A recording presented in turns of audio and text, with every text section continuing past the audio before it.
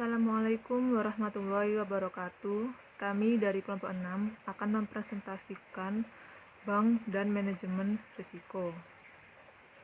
Saya Afifatus Solihah dengan NIM 201609001. Di sini saya akan menjelaskan beberapa pengertian dari manajemen risiko. Pertama, definisi dari manajemen risiko. Risiko adalah potensi kerugian akibat terjadinya peristiwa tertentu. Risiko dalam perbankan merupakan suatu kejadian potensial, baik yang dapat diperkirakan maupun yang tidak, yang berdampak negatif terhadap pendapatan dan permodalan bank. Untuk dapat menerapkan proses manajemen risiko, bank harus mampu mengidentifikasi risiko dan memahami seluruh risiko yang sudah ada, termasuk risiko yang bersumber dari cabang-cabang dan perusahaan anak-anak.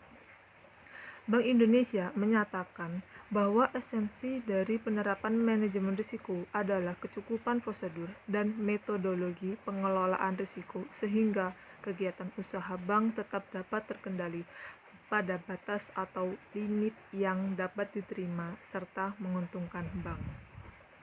Adapun jenis dari risiko, mengacu pada Peraturan Bank Indonesia Nomor 11/25/PBI/2009 tentang perubahan atas Peraturan Bank Indonesia Nomor 5/8/2003 tanggal 19 Mei 2003 tentang penerapan manajemen risiko pada bank umum.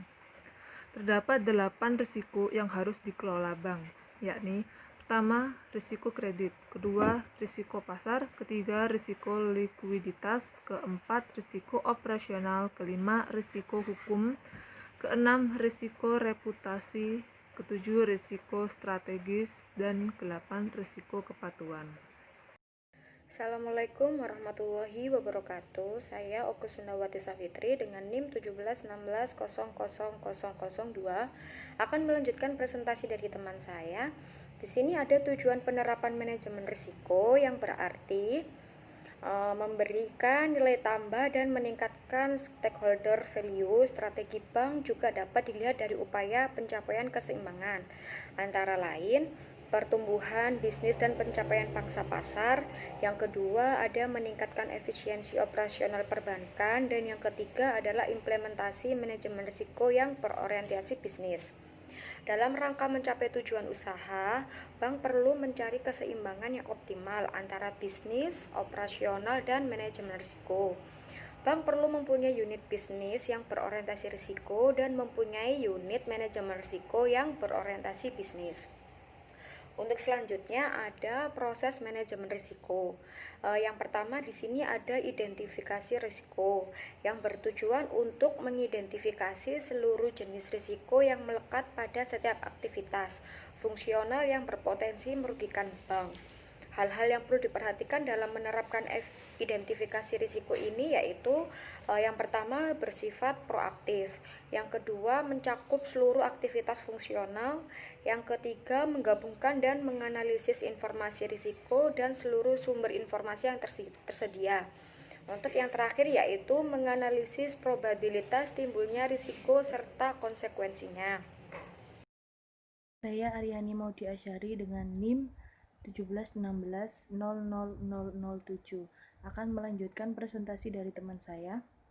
Proses manajemen risiko. Untuk yang kedua, pengukuran risiko. Pendekatan pengukuran risiko digunakan untuk mengukur profil risiko bank guna memperoleh gambaran efektivitas penerapan manajemen risiko.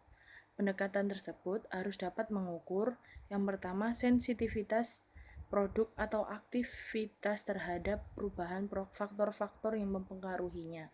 Kedua, kecenderungan perubahan faktor-faktor dimaksud berdasarkan fluktuasi perubahan yang terjadi di masa lalu dan korelasinya.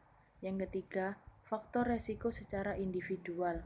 Yang keempat, exposure resiko secara keseluruhan. Yang kelima, seluruh resiko yang melekat pada seluruh transaksi serta produk perbankan dan dapat diintegrasikan dalam sistem informasi manajemen bank.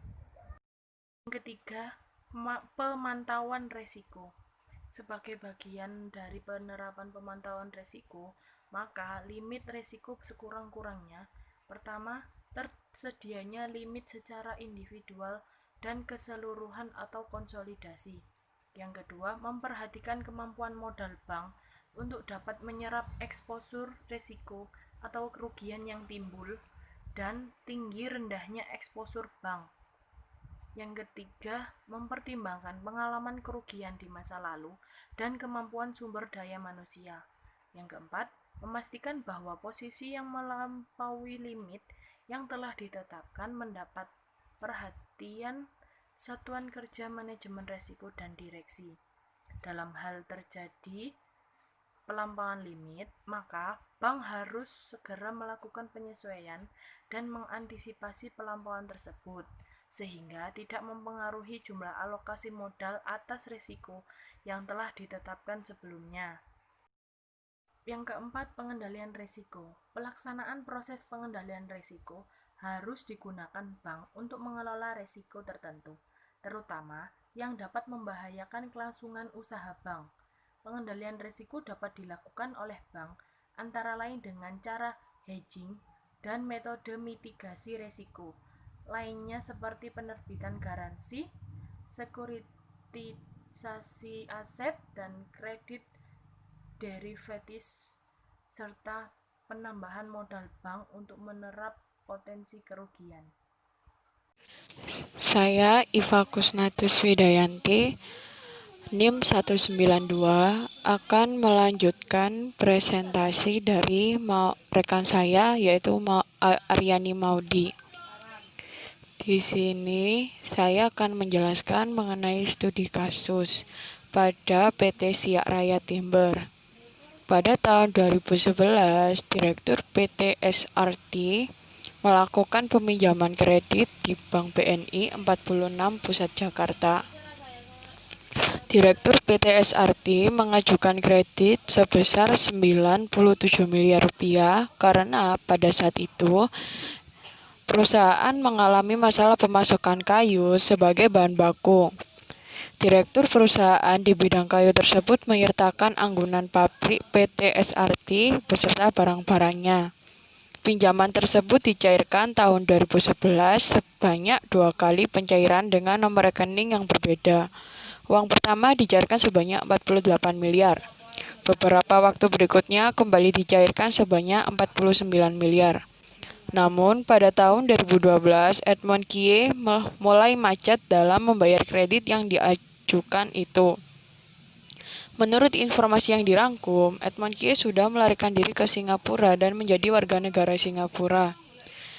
Ketika sudah menjadi kredit macet, Bank BNI tetap melakukan penagihan dan meminta PT SRT untuk menjual asetnya. Bank BNI juga telah melakukan beragam upaya dalam mengembalikan kredit PT SRT, baik dengan menjual jaminan produktif hingga tidak produktif. Tetapi setelah macetnya kredit tersebut, barulah diketahui bahwa anggunan tersebut hanya senilai 5 miliar.